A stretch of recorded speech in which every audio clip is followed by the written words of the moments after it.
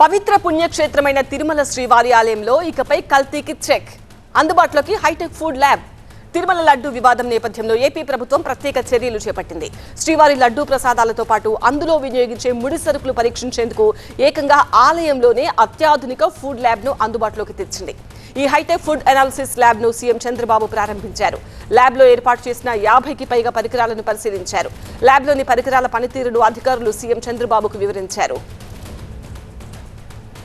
AP ప్రభుత్వం 2024లో FSSAIతో ఒప్పందం చేసుకుంది. దీనిలో భాగంగా టీటీడీ స్థలం ఇవ్వగా కేంద్రం నిధులు సమకూర్చింది. దీంతో 12,000 చదరపు అడుగుల విస్తీర్ణంలో ఫుడ్ ల్యాబ్ ను ఏర్పాటు చేసింది.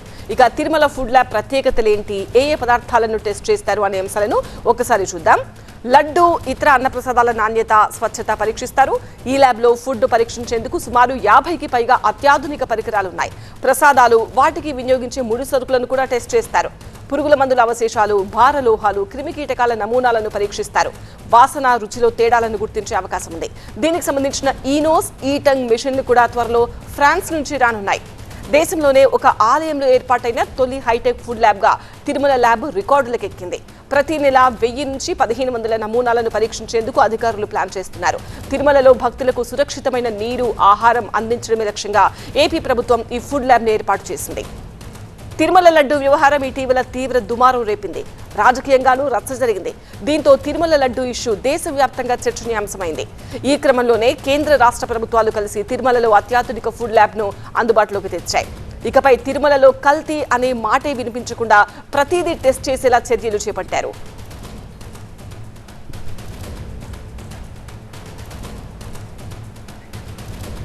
ఈ అత్యాధునిక ల్యాబ్ గురించి మా ప్రతినిధి రాజుతో మాట్లాడదాం.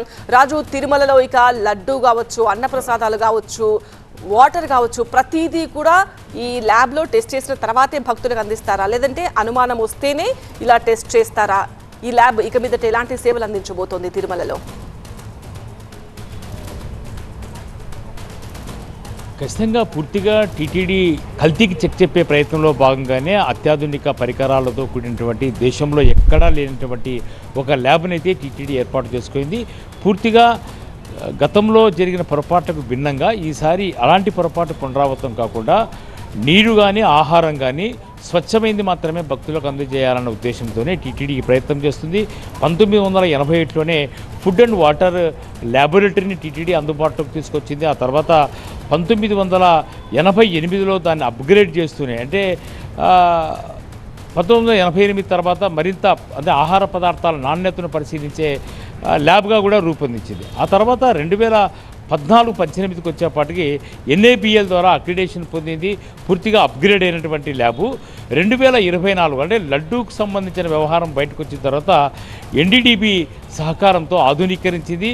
ఇప్పుడు అది FSSAI ద్వారా పూర్తిగా ఆ స్టాండర్డ్స్తోనే కొత్త ల్యాబ్ అందుబాటులోకి వచ్చింది. దాదాపుగా 20 నుంచి 25 కోట్ల రూపాయలు విలువైనటువంటి ల్యాబు కేంద్ర ప్రభుత్వము ఆర్థిక సహాయం చేసింది. మరోవైపు పూర్తిగా టెక్నాలజీని అందుబాటులోకి తీసుకొచ్చే విధంగానే ఈ ల్యాబ్ అయితే ప్రస్తుతం అందుబాటులోకి వచ్చింది. ముఖ్యమంత్రి కూడా చాలా స్పష్టంగానే అత్యాధునిక టెక్నాలజీకి ఆలయాలు ఆధ్యాత్మిక కేంద్రాలుగా మారిపోవాల్సిన అవసరం ఉంది. అందులో భాగంగానే తిరుమల అందుకు ముందడుగు వేసింది. దేశంలో ఎక్కడ ఏ ఆలయంలో లేనటువంటి ఒక ఆధునికమైనటువంటి సాంకేతికత పరిజ్ఞానం ఇక్కడ అందుబాటులోకి వచ్చిందని ముఖ్యమంత్రి చెప్పిన తర్వాత ఖచ్చితంగా భక్తులకు అందే ప్రతి సౌకర్యంలో కూడా టెక్నాలజీని ఉపయోగించుకోవడంతో పాటు వాటర్ అండ్ ఫుడ్ ఈ రెండు కూడా చాలా కీలకం. కాబట్టి ఏ ఆహార పదార్థానైనా క్షుణ్ణంగా పరిశీలించిన తర్వాత ఏ రకమైనటువంటి బ్యాక్టీరియా ఇన్ఫెక్షన్ అలాంటిది ఏదీ లేకుండానే అందుబాటులోకి తీసుకురావాలని చెప్పారు. ఇప్పటికే 2 అంతస్తుల భవనం ఇది. 12,000 చదరపు అడుగుల విస్తీర్ణంలో నిర్మాణం జరిగింది. ఇందులో బ్యాక్టీరియాను గుర్తించే ఒక క్లీన్ రూమ్ కూడా ఉండబోతుంది. అందులో చాలా సూక్ష్మంగానే ప్రతి పదార్థాన్ని కూడా పరిశీలించే అవకాశం అయితే ఉంది. 1000 నుంచి 1500 శాంపుల్స్ని ప్రతి నెల చూసేందుకు వీలుగానే ఇక్కడ నిపుణులు పనిచేస్తూ ఉంటారు. నిత్యం అంటే తిరుమలకు వచ్చే ప్రతి ముడి సరుకును తనిఖీ చేసిన తర్వాత వినియోగిస్తారు. కాబట్టి ఎలాంటి పొరపాట్లు జరగకుండా ఉండేందుకే టీటీడీ ఈ రకమైన చర్యలు తీసుకుంది.